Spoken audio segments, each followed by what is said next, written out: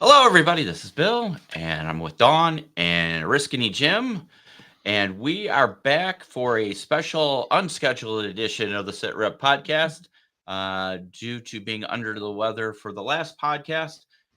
So here we are, and we are going to talk about everything and anything that pops in your mind. This is the Anything Goes show. I'm going to pick on Ninja John because Ninja John picked on us, not Sit Rep. Yeah, not specifically. Yeah, but historical war gamers. So you're on my list. That and much, much more after we come back from the intro in 3, 2, 1. Big Duke 6 Eagle Thrust. Put on Cywar off. Sing it loud. Into the Romeo Foxtrot. Shall we dance? You are listening to the SitRep podcast, your source for everything related to historical wargaming. Whether you are looking for the latest wargaming news, reviews, painting tutorials, or playthroughs, you will hear about it right here. So grab your favorite beverage or brush and let's hit it. Okay, guys, we're back.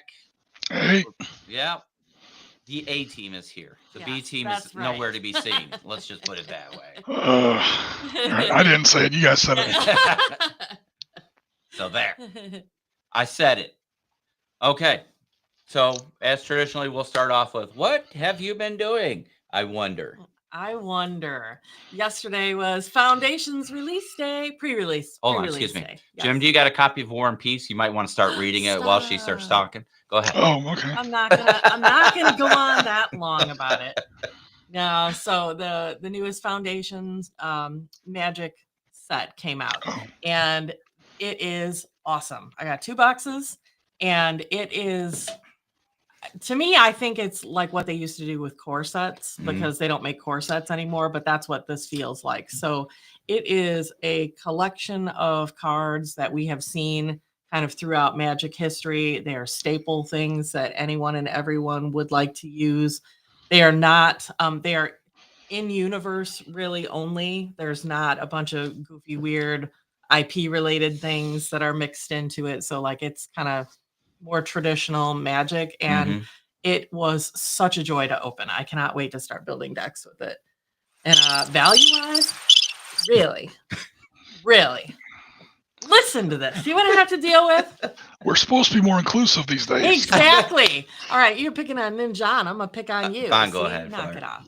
But value-wise, if you're looking at it from an investment, go for it. Now, granted, it's pre-release, right? So it won't drop Right. for everybody else, for another 2 weeks. And so over these next 2 weeks, the prices of cards are going to start to come down as more are out in the market. But with what I opened yesterday, full transparency, about 2 boxes that I pre-ordered, so they were cheaper when you pre-order, it was $242. And in rares, mythics, and full art cards that I got, I had $525 or something worth of card value Mhm. just in those. So sell them now. Unreal. No, I love them all. Plus, I got Jesse now, so I'm going to share cards with Jesse. So we're going to have lots of fun building some stuff. And then I know we're going to play some Magic when Gaz comes over too. So that's Cool. what I've been up to. Jim, what's up? Oh man, what isn't up? It's been an interesting couple of weeks. You guys do anything fun for Halloween? Not Did- really. Did we Oh, do wait, anything? yes, we did. We Your hospital, yes. Yeah, we had our drive-through trick-or-treat. This was the second annual one. And Huge success. It was Huge. really cool. yeah, we had over 200 cars come through. That may not sound like a lot for some bigger areas, but for the town that the hospital's located in, it's really big. And they So- were 200 cars loaded with people, Yes. including somebody that pulled a Hay wagon. trailer Mhm. behind their vehicle with hay bales on it, like they did like a traditional hay ride kind of thing. It was really cute. You need to put up a sign that says no APCs allowed. However, I did notice this year we were Limit, missing a tradition. 3 people per vehicle or something like that. yeah. We were missing a sit rep tradition for Halloween. That's true. We did miss one. Yeah. Yeah, Yep. there was no aliens. We did not have a Spaceship. spooky Yeah, aliens, Russian bioweapons bunker, Walking Dead. We've done a lot of spooky stuff for Halloween, but What we don't really do anything special for Halloween, but every October 30th, the day before, every Devil's Night, Jen and I always for 30 years plus we've done it now. Every single year, we watch the original Brandon Lee, The Crow. Nice. Very Because you've cool. got to do that on Devil's Night. You got to do that every October 30th. That's awesome. So if Jen is listening, this is a special shout out to Jen. Our friend who was my former coworker down in the Florida Keys is now friends with Olivia Brown, also known as Big Booty Trudy from Miami Vice. Yeah. She is like a neighbor. And I was supposed to meet Big Booty Trudy the I last wouldn't time mind we were meeting down there a Big Booty couple weeks ago. And she stood me up. That's Big that's Booty what's up. Trudy stood me up. No justice in this world. No, it was very sad. But I've been promised to meet her in the future. So to Jen, who was Big Booty Trudy in our Miami Vice game, I'm going to meet the real Big Booty Trudy. She was she was on her squad. Yeah, she had Castillo, Trudy, and Gina. thank you, Yep. Gina. Can't remember her last name. Begins with a C. I should know that. So, Calabrese, I think. yep, Calabrese. Yep, Yep. yep. Okay. Good So one. yeah. Back to Jim. Back to what Jim, else sorry. Have you been up to? Oh no, Another Crow. You haven't seen the new Crow yet, though, right? there is no new Crow. Yes. Well, there's something pretending to be the new Crow. Mhm. That doesn't even count. But on a more serious note, we've done our part 1 and part 2 of our Battle of Skybin. That's in Ukraine 2022, so keeping it modern when we can. We've done quite a bit of modern lately. We did Gulf War before that, 2 parts, and then we did 2 parts of Skybin. We used 7 Days to the River Rhine system by Great Escape Games. Kind of my new favorites when it comes to at least larger scale modern gaming. I think for a small scale infantry skirmish, Force on Force, first edition, by the way, is still my favorite. So those are my 2 go-tos when it comes to modern combat. But we are making a little bit of a switch coming up. Tomorrow, I'm designing the scenario. Well, the scenario is pretty much designed already. It's up on my Facebook page. But the scenario is pretty much designed. What I got to do now is get all the miniatures together. We're going to get together tomorrow and play Hurtgen Forest for the 80th anniversary. So Hurtgen Forest pretty much runs October and into November of 1944 historically. So it's the 80th anniversary, so it's the perfect time for it. It's one of those battles that really needs to be remembered better. Probably the best thing I can point to is HBO did a fantastic made-for-TV movie about it called When Trumpets Fade. If you've ever seen that movie, or if you haven't ever seen that movie, it's definitely highly recommended. But watch it on a sunny day. Hide all the razors and the belts and the ropes in your house before. It's a very, very depressing movie. It's not a fun battle. There's no patent theme playing in the background on this one, folks. It's kind of one of the reasons that it's right by where Battle of the Bulge is gonna start off and take place, and it kind of takes place right before. Like I said, November of 1944. So like Battle of the Bulge takes place right next door, just to the south, and just a month afterwards. And so Hurtgen Forest kind of gets pushed to the side. It's not the U.S. Army at its finest. A lot of mistakes were made. Some people say the battle shouldn't even have taken place. But some of the divisions, 28th especially, 28th U.S. Infantry, the Keystone Division, guys from Pennsylvania really, really got torn. Although other divisions too. The 9th was in there before the 28th. In fact, the 28th relieved the 9th. The 5th Armored was in there. The 4th U.S. Infantry was in there. A lot of guys in Hodges' 1st Army just got pushed in there and absolutely chewed up. They called it the Death Factory. It's a nasty one. So we're going to do some of that tomorrow in PSE's 15mm battle group. Of course, I'll record the footage, hopefully for some content later on in November. Nice. We've done it before in Valor and Victory like 4 years ago, but the scenario wasn't the best design. I didn't really design the best scenario for it, and it was live, so it's like a 3-hour video like 4 years ago. Our audio wasn't the best, so it was definitely time for a refresher on this topic. Also, it's the 80th anniversary. So every November, I'm like, all right, what do we do like special for this month or whatever? Because it's Veterans Day, it's Thanksgiving. It's kind of a trade-off between either Valor and Victory or Chosen Reservoir in the Korean War. But this year being, of course, 2024, 80th anniversary, we're gonna go with Hurtgen Forest. Definitely a battle that needs to be better remembered. To be honest with you, I don't really know much about it. Most people don't. It's Yeah. that's not throwing shade. I mean, a lot of people, like very few people do. It's one of those battles that the Army would rather forget, but yet it's not infamous like Anzio. It's just one of those times when like nothing went right. Yeah. Interesting. All right, let me bring this back up here, make this bigger. So I just had a thought Uh-huh. because we're talking about the timing of things. Do I get to talk? Oh yeah, you can. Finish I'll your hold thought mine. first. Finish No, your thought. just you No, said- finish it first. I was thinking about like seasonality of stuff and Uh-huh. like how Jim, around Halloween would do a spooky type game, and then Yep. you think of something to do. And guess in what? The November. most famous thing's coming up. I can't wait to see what happens this year at the North Pole. I know. Well, that was one of the things I was going to ask. Are we I planning don't- for that? I don't know if we're gonna do that this year. I hate to say it. No! Well, somebody else could do something. That's- Look, Nobody in all can do it honesty, the way you do it, I Jim. know. Nobody It- can do it the way you can. in all honesty, we're just gonna be getting back in the country on the 16th. Oh, Yeah, that's true. So That's true. it's gonna be 16th or the 16th. So it's gonna be rough So I was timing thinking, wise. Thanksgiving wise, though, I think we need to develop some kind of game that you're playing your regular game, but we introduce a WKRP The turkey turkey drop. where the helicopter see. flies over and drops turkeys and like can wipe stuff out on the board. It can like totally change the dynamic of the game. Turkey airstrike. That's Yeah. a deep cut. I swear to God, I thought turkeys could fly. I don't know what made me think of that, but Oh, I my was like, God. that could be really entertaining on a game board. Well, The we only thing I can't.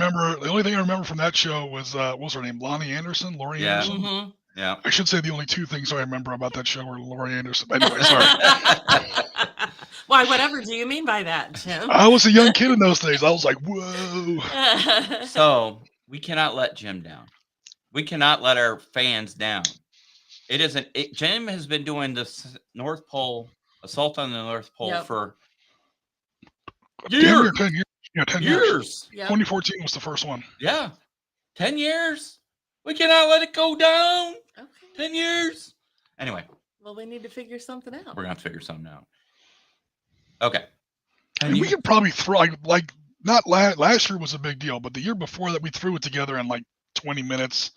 We played it live in 30 minutes and it was done. I mean, it doesn't take a lot because we have all the stuff for it. The problem with that project every year is I run across the same problem every single year is we never have I have no more opponent armies to put up against. Yeah. Of course I have Santa's army, but who am I going to put them up against? I got Yeah. an idea. Do you have the army? Because I don't have the army down here. Well, fun. Prince Army's really quick. The British military from 1776 attacks the North Pole. And you I do have Santa's that. troops, Yeah. Santa's troops, and then we have Mel Gibson in the Patriot You leading the lost me. countercharge. You lost me. Hanging his head, shaking his head. You lost me Oh, right there. boy. Hi, Ben. I knew that would get him. Yeah. Nothing against Mel Gibson. I mean, that's not really politically correct to say these days. I just watched Edge of Darkness, which turned out to be a really good movie. But just it's that one particular movie. It's just so badly written. Yeah. Well, if you take it as a popcorn movie for a Sunday afternoon to get your blood in the rah rah America, America, America, it's a good movie. I can't do that though. Physical impossibility to separate the two for Jim. Yeah. All right. So what you been up to, Bill? Not a damn thing. Actually, tomorrow there will be a video released. I will Sweet. be doing the unboxing of Wave 3 of Two Thin Coats by Duncan Rhodes, your favorite stocky. So that just arrived, and within that video, and I don't know if you can see it, but this is that mini that Marty was talking about. It's the Badgers mini. I'm going to go to the Oh, that's overhead right. camera. Bloop, bloop, bloop. I don't know. If you Yeah, can we see were it. looking at that a couple episodes ago. Yeah, so that's going to be fully painted during that video. I mean, and I'm only going to use the paints out of the Wave 3 box. So God help me if there's no flesh tones or metallics. If it's all purples and yellows and things, it's going to be a wacky looking dude because it's two, I'd say, medieval-ish, Viking-ish guys. One's that has a drinking horn and one's got a little flask and their arms and arms, and one's wearing chainmail. we could very well be singing some drunken song. Yeah. and- yeah. I'm thinking that if you don't have any of that right kind of paint, you make him into a Mardi Gras figure. Nice.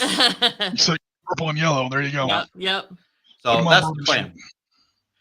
I'll prime it and film it. Boom, and we'll be done. Cool. But other than that, I backed to Kickstarter. To anybody's surprise, Shocking. I backed this one. I will share the screen. Dink. Vanguard Normandy by Warlord Games. I know nothing about it other than it's a board game with sort of minis, plastic minis, board game Oh, minis. this was the one that's Yeah. meant to be like the bridge over Yeah. to get people. So, and Jim, it's in the classic gray and green. Gray Oh, for really? Germans and green for the Allies. Oh, those are the days. Yes. There we go. And I guess you can build battlefield with tiles and oh, it- is it a hex? yeah, it's hex based. Oh, And nice. yeah, so and then I of course I went all in, so we get everything. So there's other stuff and yeah. So again, exclusive mini. Oh, that's cool. But yeah, it's basically depending on the scenario is how you build your board, and it's hex based, and it's just little standy miniature plastic miniature. So it's a board game that uses plastic miniatures. I don't want to say like Axis and Allies or Command and what's that game? The one that everybody plays. I know you're talking Chain of Command, something like. No, I know what you're talking about. Yeah, that game. So, yeah. So anyway, again, I'm not sure why Warlord chose to go on Kickstarter with this, unless they felt that it wasn't going to be that pop. Oh, you can play it on Tabletop Simulator. I know because they've been talking about this. I mean, we Well, talked well, to them at about this Adepticon. at Adepticon. Yeah. So for a while, it's not like it's new. Right. It's new. Not I don't new. know. I feel like people just use Kickstarter as just a launch platform, Yeah. not to bring a concept to reality. Yeah. So Purple and yellow is the Minnesota Vikings colors. Yes, the Purple People Eaters. that is also true. Back in the day, they were the Purple People Eaters. Yep. Didn't you say one of them had like a Viking horn, like a drinking horn? Yep. Yeah, this one. Yep. Drinking horn. Yep.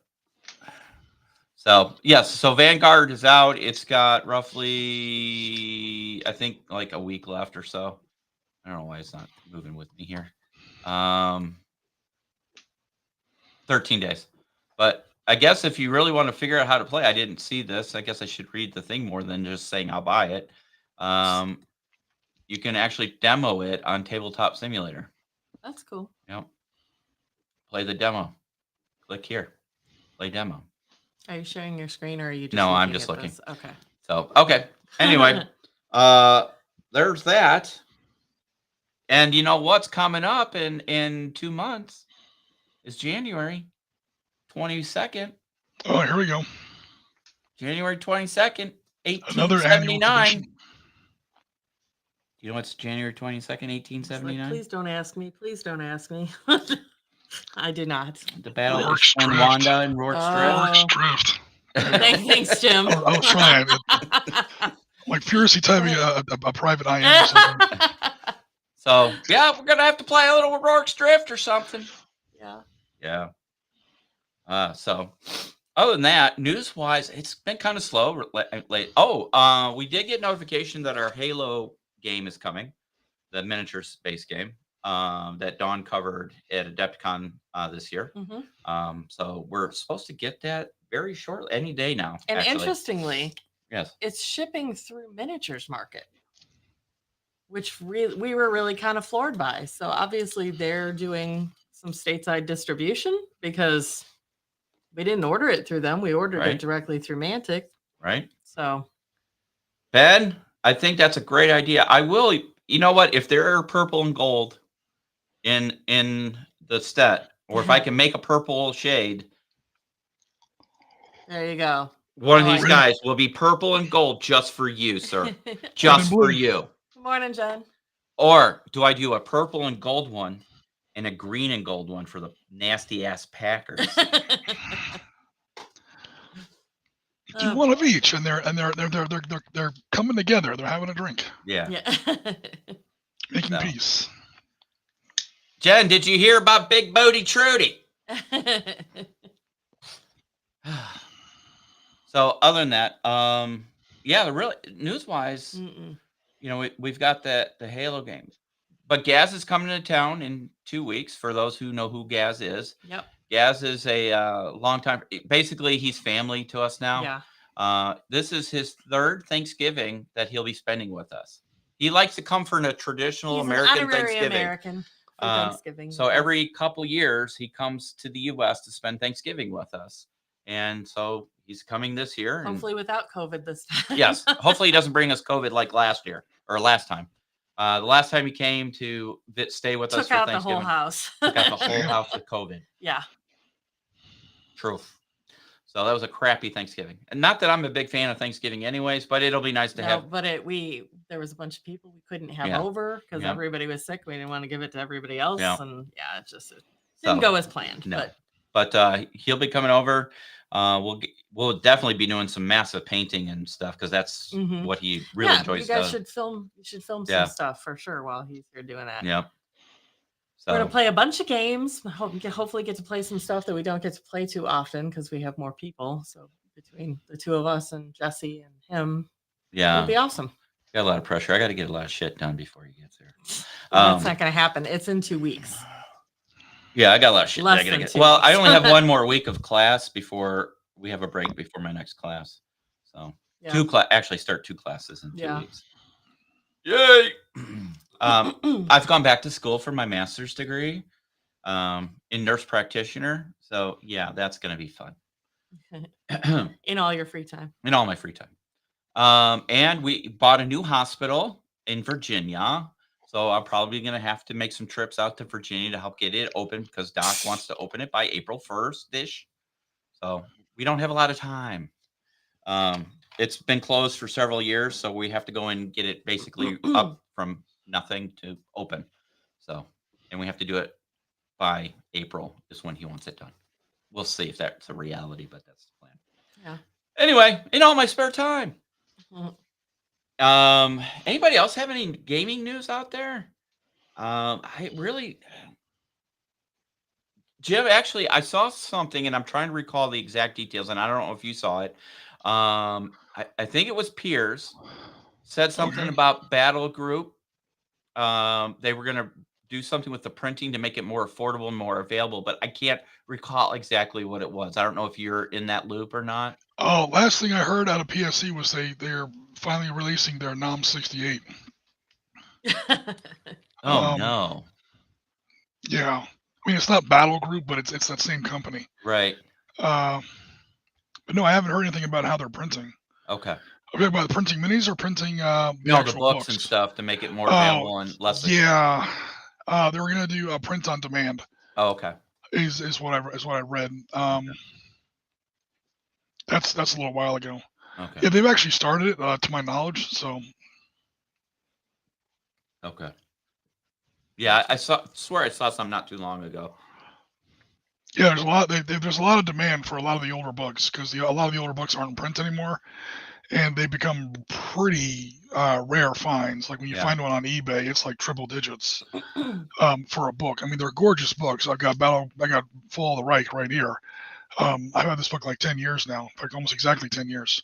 Because I'm getting ready to build Hurricane Forest tomorrow. So the rule book for Battle Group is really small. It's smaller than this. I don't even have it with me here. It's more like this size. In fact, it's a little bit smaller than this. Mm-hmm. Is the rule book. It's not that complicated of a game. Where the nuance comes in is that they got a campaign book for each section. They keep coming out with new campaign books, and that's great. The new campaign books are always available, but sometimes the older ones weren't. I think they're trying to. I think they're trying to address that with a print on demand sort of a logistics model or sales model, and yeah, we're seeing how that's going to go. Okay. That would be good. Yeah. I know we've talked about this in the past, but since this is the Anything Goes show, I prefer the feel of a real rule book versus a iPad version, ebook, whatever you want to call it. And I know it's a lot more convenient to have your rule books on an iPad or tablet, but there's something about actually thumbing through pages of a book, especially if it's a well laid out rule book. Oh, the books are gorgeous. They're not yeah. cheap, but they're No. they're gorgeous books, especially the old hardback ones. Yeah. I mean, art and the photography in there is just, it's nuts. It's crazy. Yeah. But yeah, I mean, there's definitely pluses to both. Like I have 7 Days to the River Rhine on PDF. I bought the PDF for it, and I don't have any complaints about it or whatever. Yeah. But then if you're trying to look something up at the table, well, guess what I did? I printed it. I put it in a 3-ring binder. I was just gonna say it's what I would do, Jim. Yep. That's what I wound up doing. Put every single 2 pages, or I printed on double-sided in a sheet protector. Yeah. So it's faster to flip or whatever. Yeah. And it's not a big rule book. You couldn't really do that with these. No. So yeah, even the PDF books you wind up printing in some way or another, even if it's just the QRS or some of the tables, stuff like that. But at the same time, I mean, I guess it depends on where you're gaming. A lot of times people have like a bunch of books, and before you know it, they're laying all over the game table that spent all this time and money on the terrain, and everyone's, oh, it's such a visual medium. And get your friggin' book off the table, Get the cards off the table. Everyone keeps squawking about how, I don't play hex encounter games because it's not visual. I stick to miniatures because it's visual. And then they lay all this junk all over the table. I'm like, oh, that's annoying. So like when we set up our games at the club, at least when I set up my games, I always have like a little admin table on one side and an admin, like a small like folding table on the other side. Keep all your stuff there. Keep the table keep the table clear.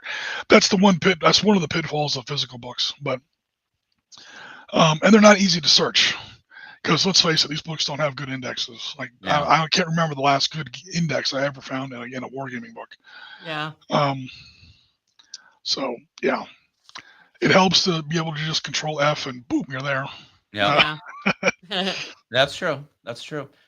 I think it's time for the big announcement. I didn't tell you the big announcement. This is a total top secret.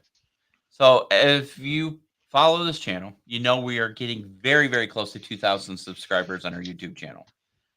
We're less than 40 something away, I believe. 1966 last I checked.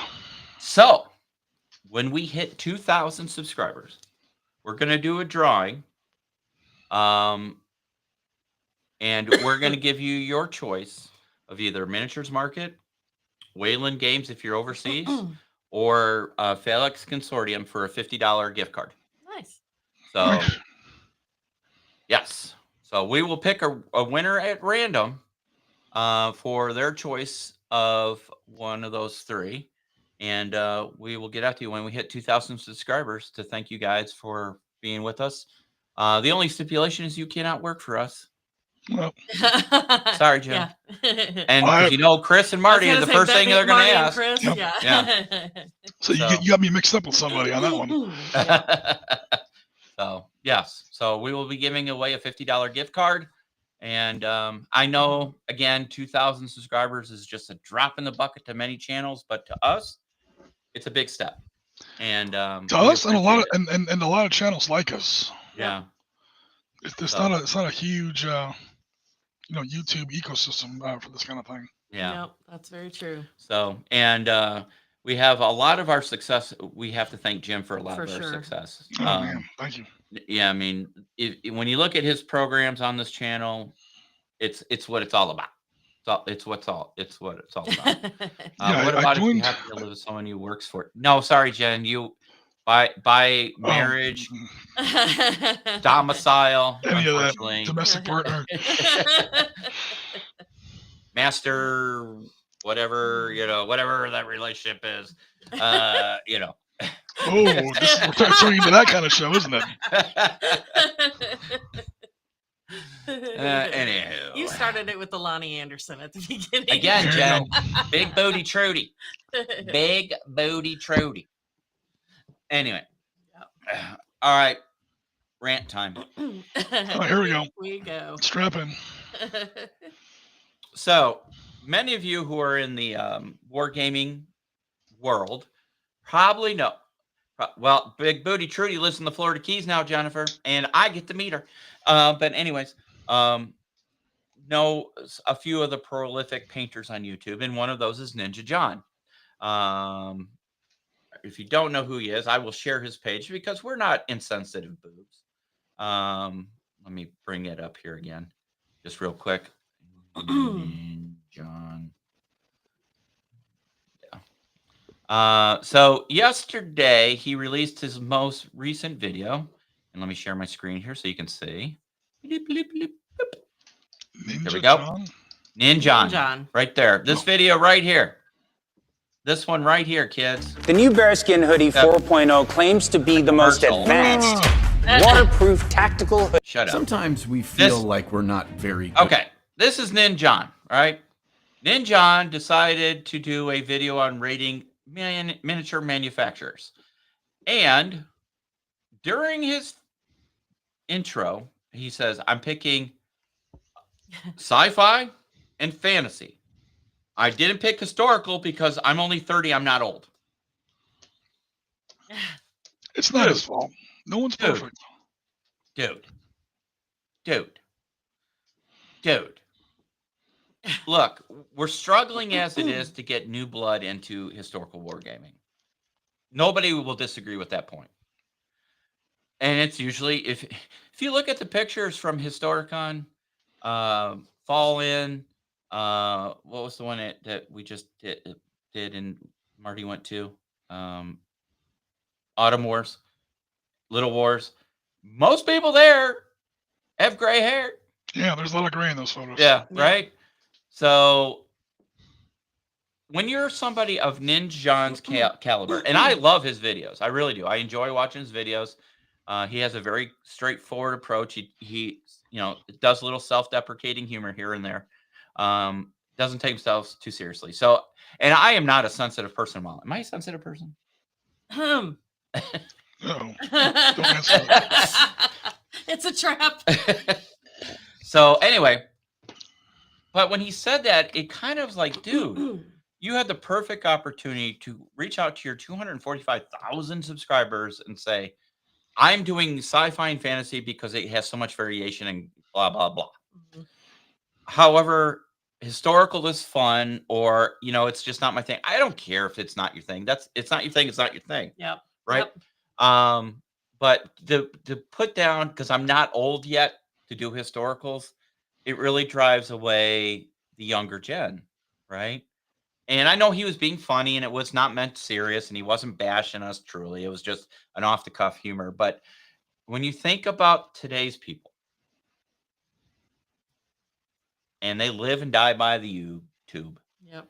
sometimes it's like, dude, seriously, did you really have to say it that way?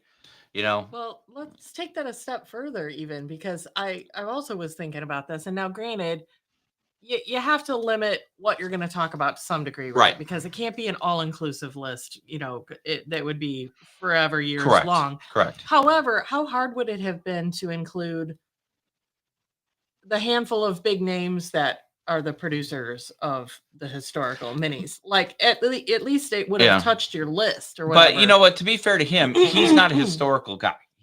I don't think I've ever seen him do anything historical based, at least as far as other videos I've watched. And that's totally That's fine. true. You can say, look, my genre is sci-fi and fantasy, right? No big deal. I mean, if you really wanted to stretch, you could go off of some of the old world stuff for, historical, like stuff we use, Anglo-Saxon, Vikings, stuff like that for your fantasy armies. in Warhammer Old World or whatever. It just kind of rubbed me the wrong way that we're struggling as it is to recruit new blood, and to have somebody who has an audience like him to say something like that. And I know he didn't mean it ill will. He was just making a joke. But sometime, and now I sound like one of those freak. Oh my God, I need a safe space.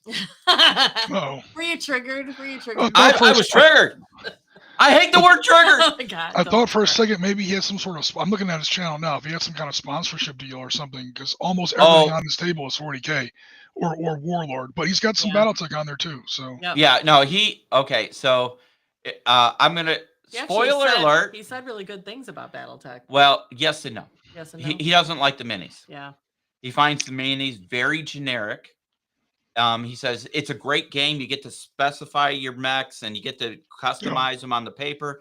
But then when you put the minis from the boxes on the table, they're just very generic. There's no customization to the mini itself, unless you went. if he's totally talking about the detached. minis that come in the basic sets, then Yeah. I would agree with him. But that's why they call them the basic sets. Yeah. Yeah. And spoiler alert, they're not really within arm's reach now, but my BattleTech collection, I painted up like they come with 30 in the box.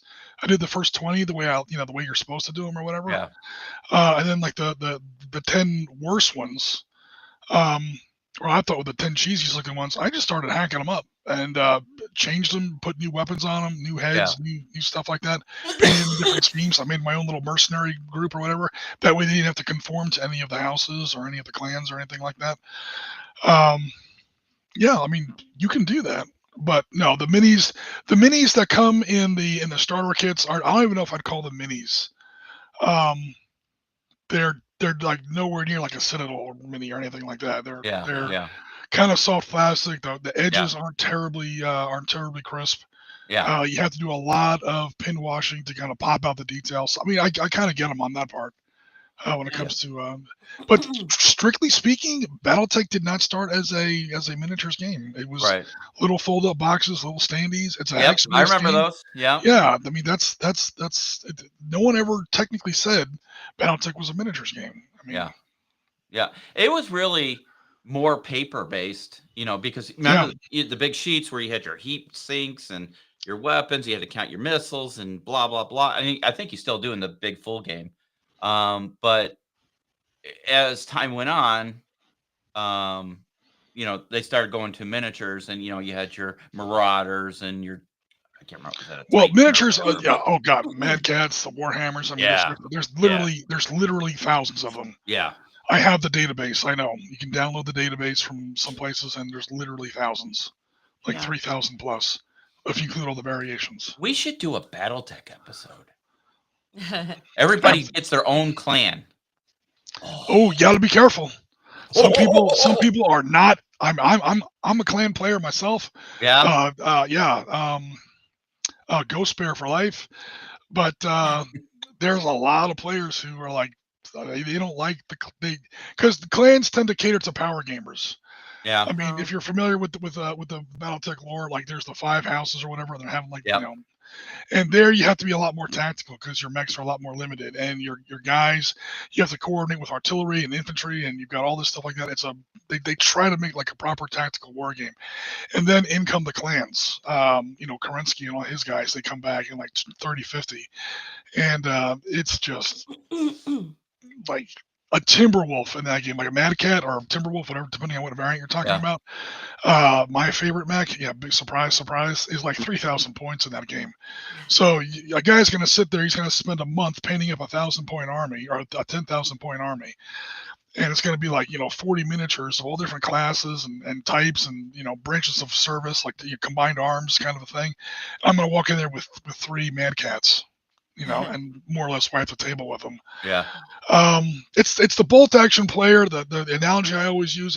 There's the guys like us who, okay, we're going to do Hurtgen Force, or I'm going to look up 112th U.S. Infantry Regiment, 3rd 28th Infantry Division.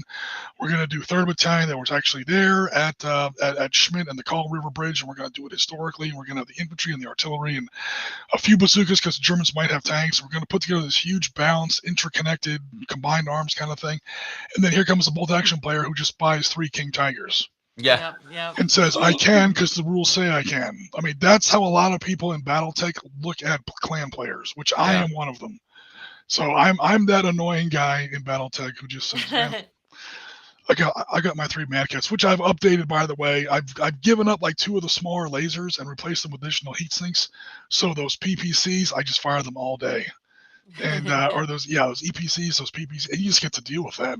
Yeah. And my mech never overheats because I've got extra heat sinks in them. And they're like, you can't fire those things every turn. How is your mech not melting yet? I'm like, bro, those useless lasers that nobody ever uses, I ripped them out and I used that space and that energy and that weight for extra heat sinks to keep my real weapons going. And God save you if I actually get my guys in some water.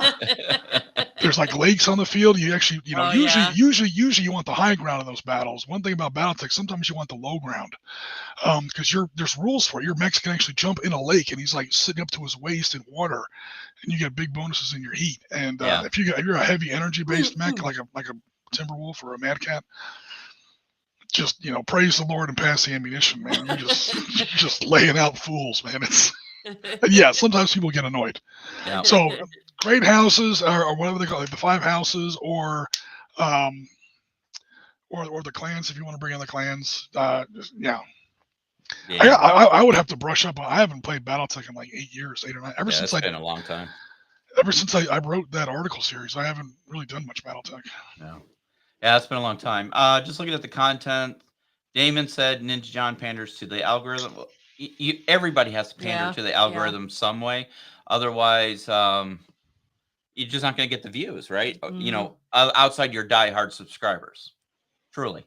So, from a business standpoint, and I'm assuming he does this full time, it makes sense. So I can't, and 40K is that low hanging fruit. Yeah. If you pander to 40K, you're going to get viewers, period. Well, on the one hand, yes. On the other hand, there's a lot of content out there for 40K. So I would imagine that space is pretty competitive. It's probably true That's too. also true. Yeah. I don't know. I'm just guessing. Yeah, no, you're correct. And Stingen says he shouldn't have said it even if it was a joke. Yep. I agree and I disagree. I mean, like I said, my whole thing was it's hard enough to recruit. Could he have said it a different way? Sure. It's not really his fault. Historical gaming. How does the phrase go? Historical gaming. It's a smart person hobby. So it's a hobby for smart people. It's not for everyone. So all you people watching us, you're geniuses. Yeah. That was little David Sitrep smacking the shins of Goliath. That was funny. And then he also went on to say Peachy's doing some content for Bolt Action. Yeah, I've kind of noticed that. Well, you just had 3rd edition come out, which I have sitting in the box. Surprise! And yes, so we got to get some of this stuff on the table. I just need to turn all the TVs off, computers off, put some headphones on, and you know what? You said you like assembling stuff. Get to assembling. Give me some direction. All right. And then Jen says, love the game. BattleTech. Yep. Ding, ding, ding. Jim wins on a TKO. So, yeah. I mean, didn't you make some custom BattleTech mechs in one of your articles, Jim? I swear you did some custom stuff, like scratch built. Yeah, we were talking as a joke. I don't even know how we got on the topic. Our friends over on Tabletop, somehow they were talking about Team Yankee was coming out at about the same time. So wouldn't it be funny if Team Yankee came, had some kind of weird crossover? So I was like, well, all right. So I built my own mech out of wood. I designed it and built it or whatever. But built it in 15 mil. Normally it's a 6 mil game. When you play with miniatures with BattleTech is always optional. It's always been an option. I know most people play with minis now, but technically it's only an option. But when you do play with minis, it's usually 6 mil. So these things are that tall, and they work with. I never made up stats for them. I've never used them. But yeah, a Russian one and a German one. And then they were gonna like the Russian one was painted up in the same scheme as my Russian army at the time, my Soviet army at the time. It was like Battle Mech Kirov, we called it. And Eisenbar, Iron Bear was the one for the Germans. Put him in my Bundeswehr colors. Those big, the newer iron crosses the German army uses over there. Yeah. And we never got around to it, but the idea was we were going to have the Ronald Reagan, and it was going to have like stars and stripes like on his shoulders. Nice. Or something That like would have been Yeah. pretty cool. And then for the British one, we were going to do the Thatcher, and she was going to have a blue handbag over one of her PPCs. Watch out! The PPCs are bad enough, but watch out for that friggin' blue handbag. That's cool. Too funny. So, changing gears a little bit. So, Ninja John, I love you, brother. If you're out there, if you get this brought to your attention, it was meant mostly in jest because you have not seen me go on a full rant. Let's just put it. I have not unleashed the dogs of war. This wasn't a drill sergeant. No. So, if you could throw us a little love to the historical side, we'd appreciate it. Yep. We really would.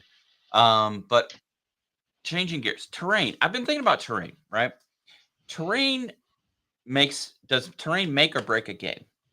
Miniature base, obviously, we're talking, right? Because you look, I can remember back in the day, and I still see it today. But back in the day, like when my dad and my uncle were starting out doing, their own casting of metal miniatures for American Civil War and Napoleonics, we would my mom would go to Joanne Fabrics, or I think it was Joanne Fabrics, and get bolts of different colored cloth, usually the felt stuff. Mm-hmm. And we would cut out like green irregular shapes, and that would be forest. And you and if you wanted to give it a little elevation, you put a book or something underneath it, and that was our terrain. We didn't have miniature buildings and trees and fences and whatnots. And I, to this day, still remember battlefields looking like that. And I don't think it really took away from the game from a visual aspect. You see people today, like we're guilty of it. We've got terrain in our case back here for Miniature Building Authority, which is beautiful terrain. It's resin, fully painted, all that stuff.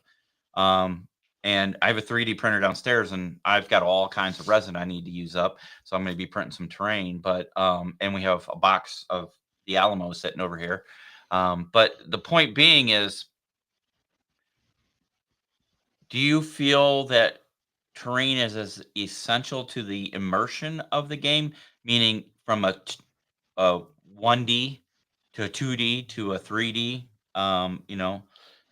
professionally produced stuff or home built stuff?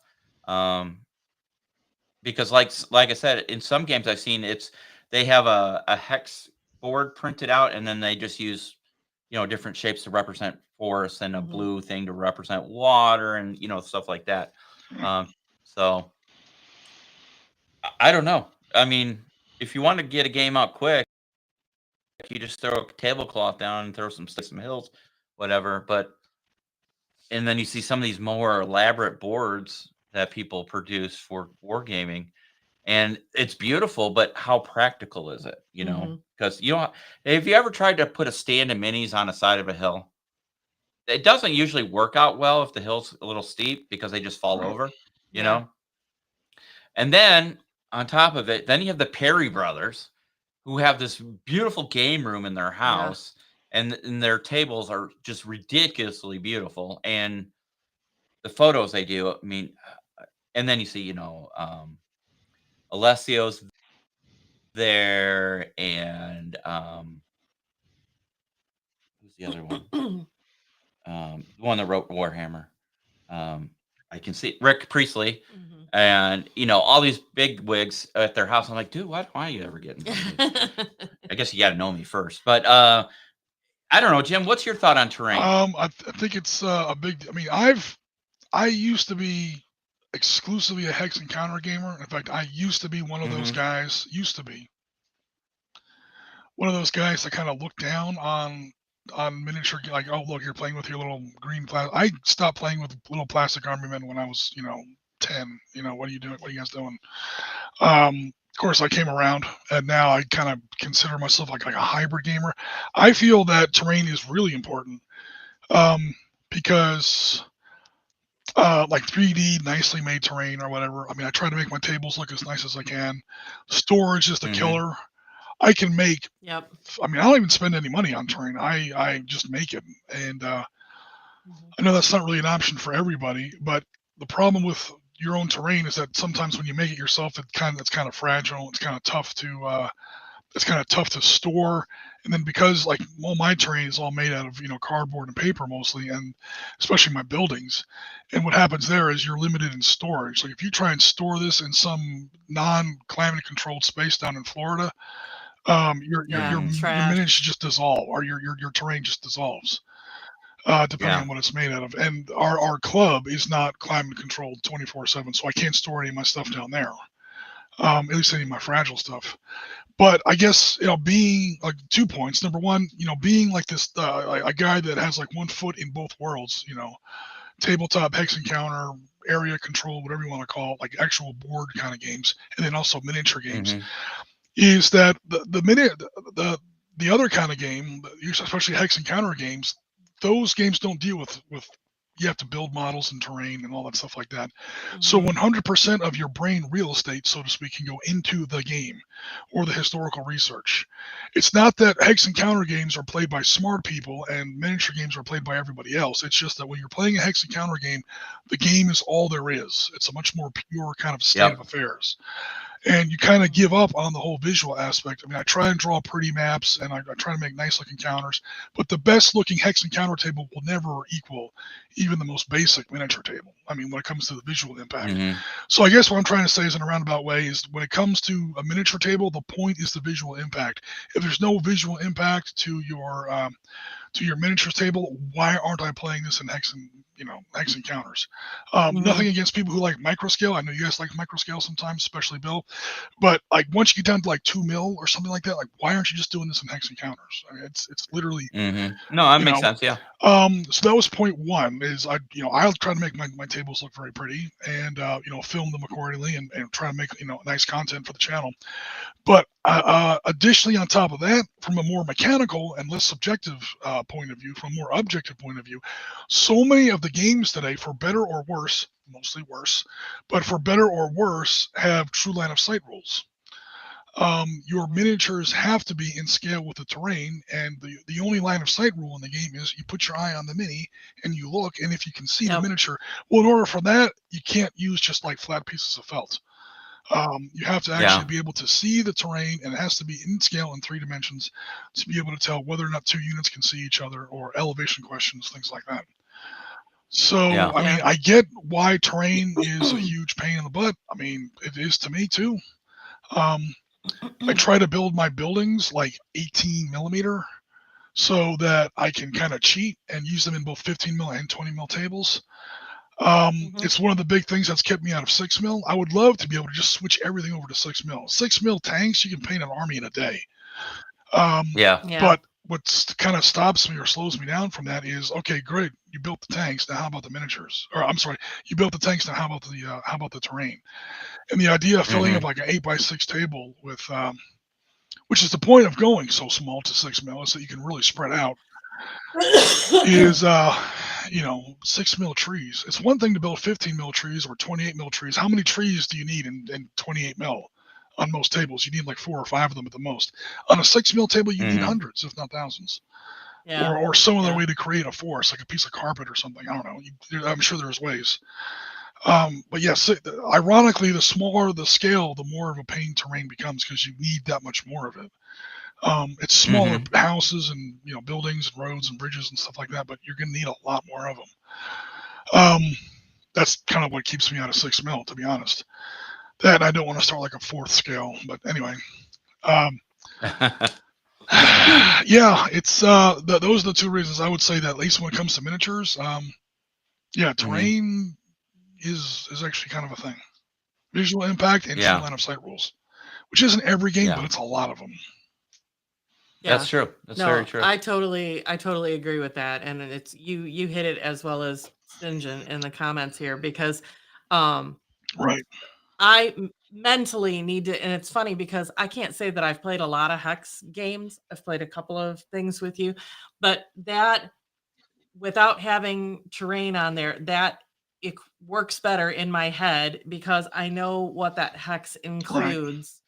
And you're looking at it all that way, where some of like say the 2-player starter sets or things that you get anymore that might come with a handful of punch out cardboard pieces to plop down that represent forest or things like that. And I mentally cannot make that. I'm looking at a flat thing, and in my head, I can't make that be, oh, but I would get a cover there because it doesn't look like there's any cover there, or that's higher or lower. And it's like, no, it's not. It Yeah. just, it Yeah, mentally when you put 3D minis, doesn't when you translate put for 3D me. minis on a 2D table like that, there's almost like a dissonance.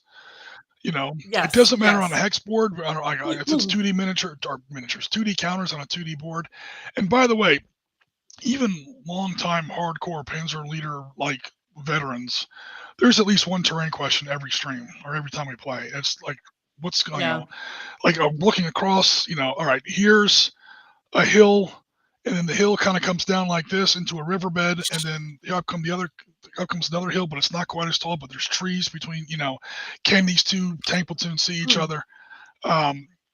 There's always at least one question, and you guys know me. I try to draw these maps not only to make them look pretty and they make nice content or whatever, but also you got to be very careful when you're drawing these maps to make sure that they stay legal and that they're very clear.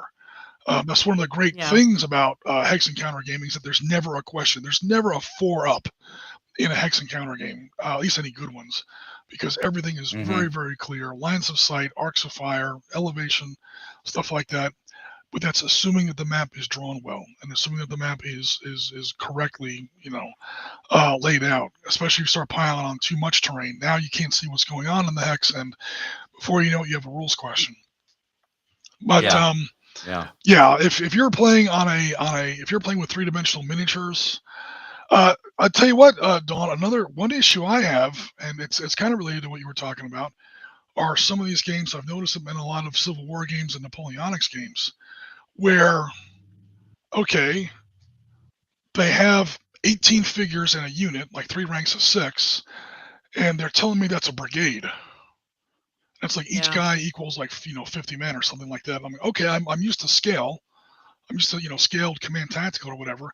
But then what throws me off is that those 18 figures, in order to make the table look right, and in order for it to, they build all the terrain to that scale. Okay, well, this thing has the footprint of a brigade of 2,000 men. You've got 18 figures on the table. Are these like gigantic giant houses? Did you just invade the, Jack and the Beanstalk friggin', and that totally throws me off is, I can't, if you pick one, you have to pick one. Either it's going to be a 1-to-1 correlation between your scale and your miniatures or not. That kind of stuff throws me off. But then again, I understand why they do that, because if you were going to do it correctly, if you're going to have a footprint of a brigade and have it measured by 18 figures, the figures would be like, the size of King Kong compared to your terrain. Yeah. Or make the houses smaller. Well, that's what I'm saying. Yeah, that's what I'm saying. You'd have little 6 mil houses and 28 mil figures. Either way, they look like Godzilla. Yeah. So speaking along terrain, I know, Jim, you create all your own terrain. You hand make your stuff. Do you have any terrain companies out there that you really like, that like catch your attention, or you're like, oh, I like assembling that, or you pretty much, I like what I can do because I can customize it to my needs, and I have a vision, and I can put it on the table. Honestly, hello Dennis, how you doing? Thanks very much for coming out. I just build my own terrain because I'm cheap, and it's building my own stuff has always been kind of a hobby of mine. So like I won't build my own miniatures usually, though sometimes I do. So that's just I don't really have any companies I go to for terrain. Every year when Christmas rolls around, I swing by Walmart or whatever, and I buy another stash of those little Christmas trees that people build like little dioramas with or whatever. They're like that tall. Yep. Yep. Yep. I buy like another 20 of those.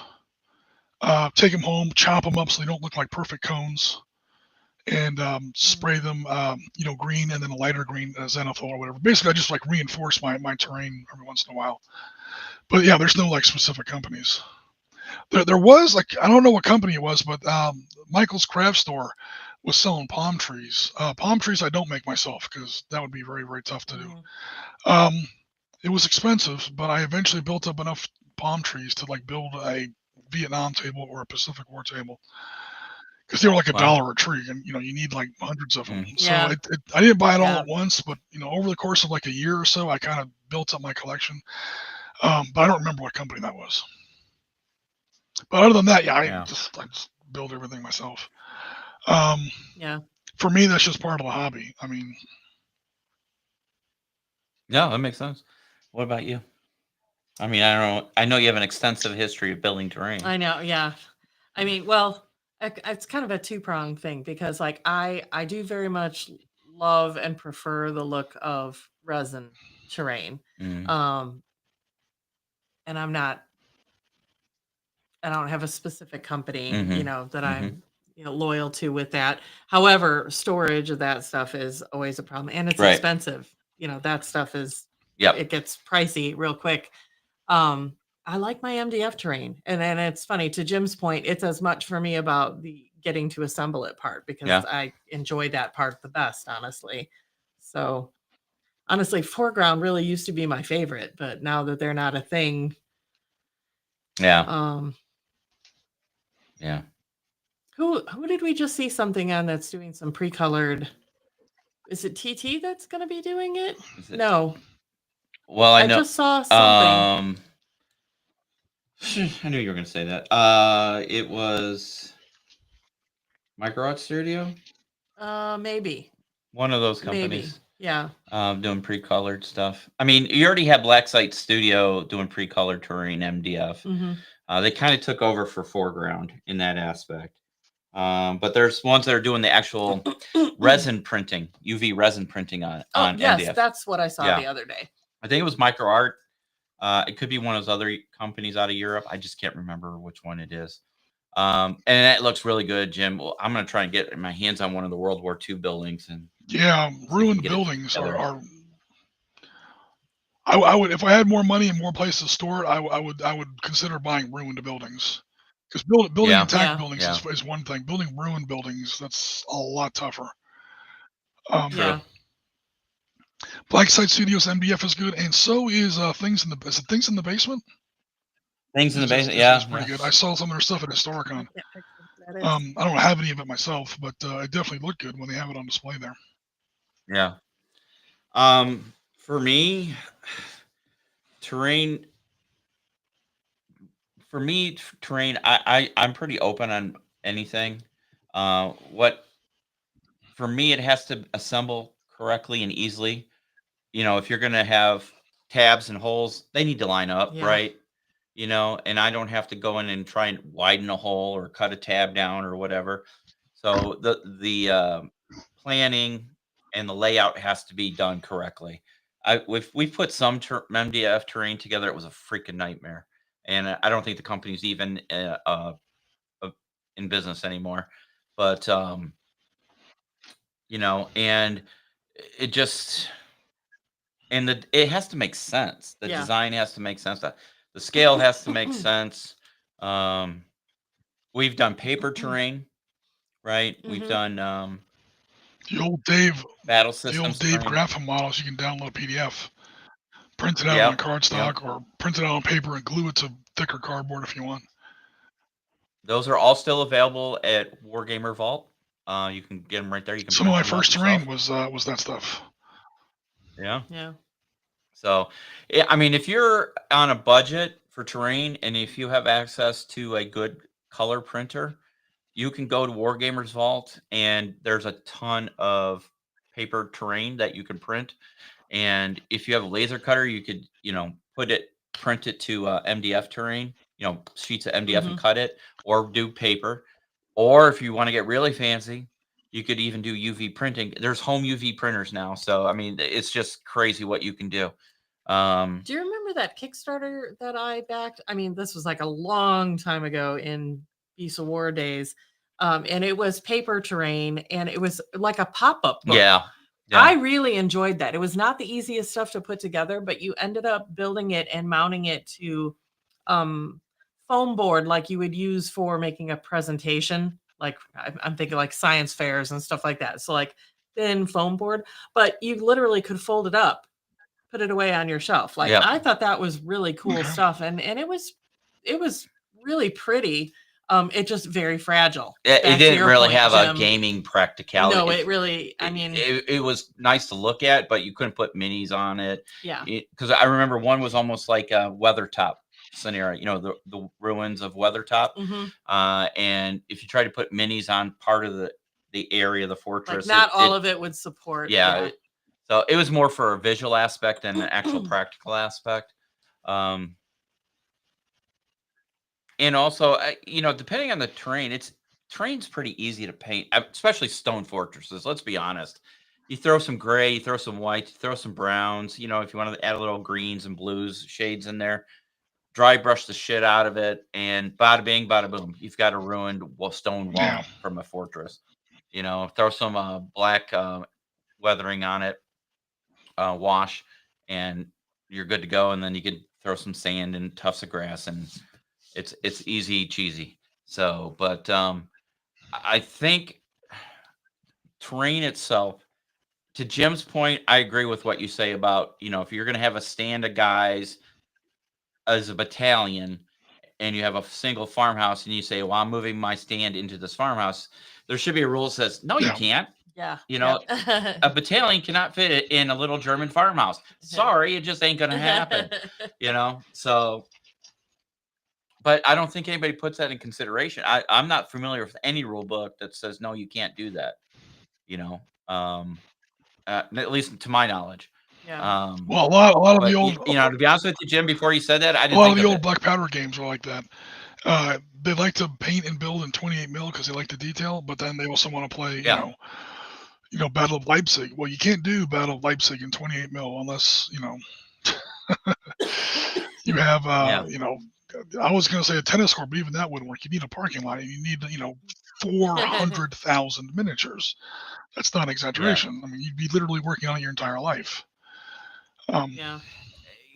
You know, and I think to your point also, you know, if a stand is a brigade or, you know, because different rule sets, the scale is different. It could be a battalion, it could be a company, it could be a brigade, it could be a division. You know, once you get up to those bigger size, you might as well just go to hex and counter, right, Jim? Versus, you know, a stand of 20 guys is a division. I mean, I was, when we came out with World War 2.5 and we came out with some of our other, you know, like more operational or even command tactical games, and they're like, well, you know, this doesn't just have the visual aspect. I don't feel like I'm on a battlefield. I'm like, well, look, by the time you're at this level, you know, 3, 4, and 5-star generals, you don't see the battlefield. You're in a situation room, and this is what they do. They push around they have these big maps, and, you know, they have these little square, they may not have counters, but they have these little square NATO reporting symbols, and nowadays it's all computerized, obviously. I mean, this is what you're looking at. You're not on the battlefield, you know, standing tall in a tank turret with a set of binoculars. I mean, unless you're an idiot. You know, you're going to completely lose sight, or lose control of what's going on. So and now, of course, that's if you're into that kind of gaming. If you're into that kind of gaming, that's what's immersive. I want to be sitting over a table, you know, with somebody bringing me a cup of coffee and, you know, looking at these tiny little, you know, counters and stuff like that. Maybe have like a radio loop going in the background or something like that. Right. You know, I'm in a TOC, or, you know, I'm up at, you know, Core Command Post or something like that. Different kind of gaming is all. Yeah. So, Jim, I do have to ask, are you going to be doing an updated game of the Ukraine with the Ukrainians versus the North Koreans? Funny you should mention that. Somebody at the club is going to run the Battle of Busha. He went out and bought the cement truck for it and everything. I don't know if I'm going to record it because we've done a couple Ukraine games back to back now, and views are starting to fall off on that. I mean, we don't want to do the same thing too many times in a row. Right. but we do have some more Ukraine content coming up. We tend not to do the more recent stuff. Mm-hmm. I mean, no matter what, you're going to run across, the odd person who makes the weird sensitivity comment in your channel. Okay, I get that. So but we like to do the older Ukraine stuff, 2022. The battles are a little more easy to manage back then. They're a little bit more conventional. Nowadays, there's a lot of electronic warfare, and I mean, Right. Yeah. it's like Drones are drones crazy, have man. always been in there, but the drones became so dominant that now the battle's all about electronic warfare, is shutting down the other side's drones. And I mean, you can do that, but it's maybe not terribly a lot of fun in miniature. I mean, Yeah. you make a roll and you see how it goes, or you invest some points, or there's some sort of double blind like bluff mechanic or something, like who's putting more resources into electronic warfare to shut down the other side's drones. So that's number one. And number two, there's just a lot more information about the earlier battles. So far, Skybin, Makariv, Irpin, Hostomel Airport, Busha, we're doing a lot of stuff from that first month, basically, end of February into the February and March of 2022. It's what we've done so far. Yeah. Our friend at the club, Mark Ritchie, did do one from 2024. That was a lot of fun. We had some German Leopards on the table. I've got footage for that. I just never made the episode for it. But yeah. So I mean, we'll do some more Ukraine content. But like I said, for next week, or not tomorrow, we'll play it. I'm not sure when the video will come out. Probably later on in November. We're going to switch over to Hurtgen Forest. We're going to come back from Belgium in December. I don't know. I'm not going to have time to put together any terrain in December, or any content in December. Yeah. I might like, who knows? Maybe I'll run a live stream and show some of the photos we took. Like, here we were at this point. This is the part we were at the battle. This is what the field looks like today. We'll do something like that. Oh, that'd be cool. That would Yeah. be really cool. So yeah. we're not like, You could do a Battlefield tour like I did at Fort There you go. Donaldson, live from undisclosed location in the Battle of the Bulge in Bastogne or wherever. You could do that. That'd be cool. You could do a Battlefield tour, Jim. That'd be really cool. that's basically what we're doing. I mean, Yeah. I mean, I'll take a lot of photos, maybe even some video. So it'll be nothing live because I won't really have like a Yeah. whole lot of bandwidth over there. Sure. But Yeah, afterwards, sure. Hell, I should do that for. I That'd be mean, really I got thousands of photos from Normandy. Granted, they're 10 years old at this point, but Doesn't matter. I mean, I think people would really enjoy that. Yeah. I think a lot of people these days are really interested in the then and now type stuff. So, what it looked like during the event. So, and then what it looks like now, how much it's changed. I see pictures where they do a contrast. Yeah. They take I've like, seen those as well. something from Bastogne, and they take the same street buildings and they superimpose them, just try and mesh them the best they can. So you can see what still looks like The it guy does or how has much the it's photo changed. up of 1944, and then he literally Yeah. lays it down, and then you see like the exact same building. Maybe the Yeah. windows are a little different, and the burnt out Tiger is gone. It's Yeah. replaced with this little Jetta or something like that. But Prius. Yeah, no, that's really cool. Dennis, I looked at Black Site Studios for this Warzone Europe that you mentioned, and it looks to me, it looks like they took over for foreground, right? Doesn't it look like foreground material? A lot of it. Not saying that they stole or You wanna share your screen? You want me to share the screen? I'll Yeah. share the screen. I'll share the screen. I share a screen. Boom. There. I share. So here's your, Europe stuff. Ruined Tractor Factory. That's Stalingrad, right? Yeah. Jim? that's going to be a big one. And then Pavlov's house. That she looks like it too. Very famous building in right by the river. We did Made to order. we did a stream of that in that. Wow. It's a 4-story apartment block in real Yeah. life. That kind of looks roughly like it. How big is that? It's approximately 32 inches by 12 inches by 11 inches. So it's 32 inches long by 12 inches high and 11 inches deep. That's going to be in like 15 mil, right? That can't be in 28. It's 28, That's too small for 28. right? Is that what I read? Maybe I'm wrong. Let me look. Oh, no, I'm not. 32 inches. That's not even 3 feet. Well, hold on. 3 feet is like. I take it back. That would probably work. Pavlov's house was actually That's 28 mil. 28, Pavlov's house yep. was actually pretty big. We did like a 5-hour stream on that in Valor and Victory a couple years ago. It says with almost 12 square feet of playable space across all the floors, rooms, this monster kit is the largest. Oh, so like every Yes. floor you can take off? Yes. Wow. Every floor. Yeah, like 54 days they held out in there. That's crazy. That's wild. Yeah. Interesting. You need a huge Very cool. table for that though, because not only do you need a table big enough for that, but you have to do like 9th of December Square that was immediately to the north. You have to do the river approaches that were immediately to the east. Yeah. There was I can't remember the exact, it was like a granary or something. There was a smaller building just to the south. And there was like trenches between all these buildings, and it was like this little fortified honeycomb complex that they put together. Holding up against, I think it was, I'm not going to try to name the division because I'll get it wrong. Yeah, it was a hell of a fight.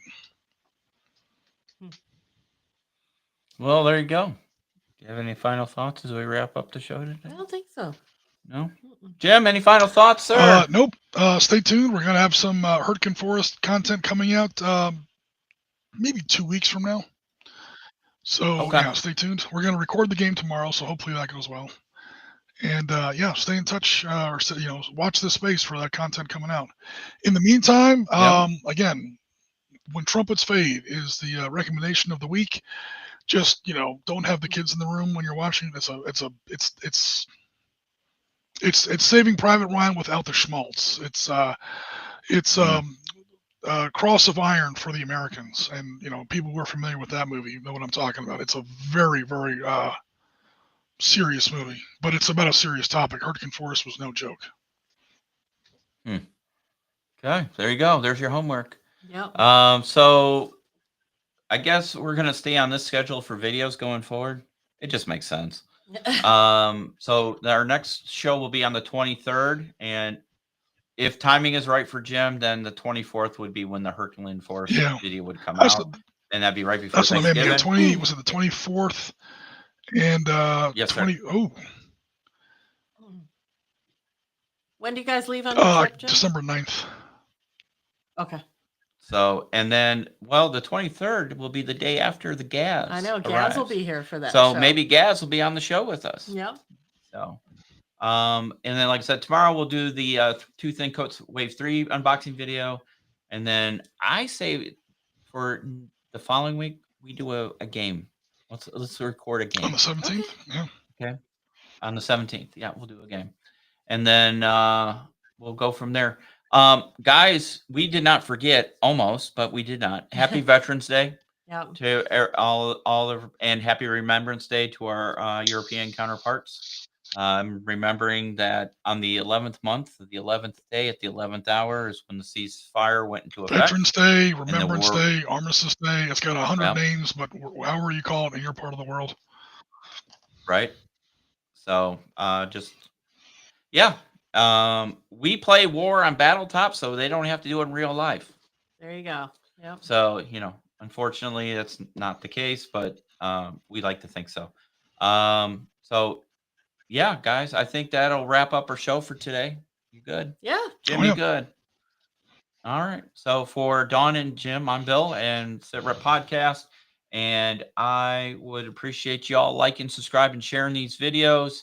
And remember, when we hit 2,000, we're going to draw a name for a $50 gift card to either tell a couple of your friends to go subscribe too, man. Let's push those numbers. Miniatures up. Market, Wayland Games if you're overseas, or Phalanx Consortium. Yep. One of those three. Okay. The reason we picked Phalanx Consortium is that we're friends with the owner and we're trying to help support him as well. Yeah, absolutely.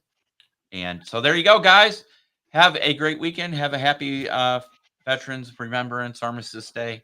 And we will see you guys in the next show. Take care. If I could do this right. Not that one.